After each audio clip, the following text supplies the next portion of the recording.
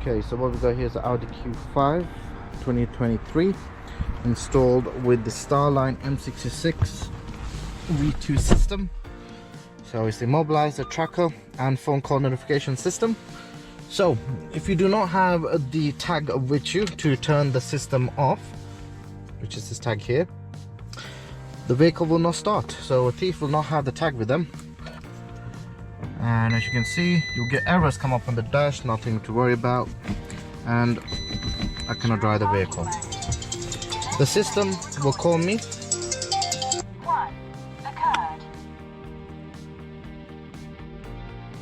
Alarm in alarm system mode. Ignition is on. The car's condition is arm alarm system. Central lock. So as you can see, it lets you know what's happening with the vehicle. Someone's opened the door and they're trying to start the vehicle.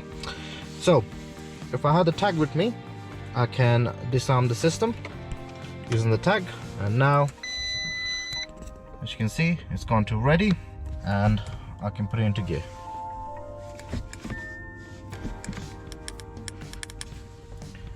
If you want the Starline system installed, Starline M66 V2 installed on your Audi, see the link down below. Thanks for watching. Make sure to like and subscribe to our channel.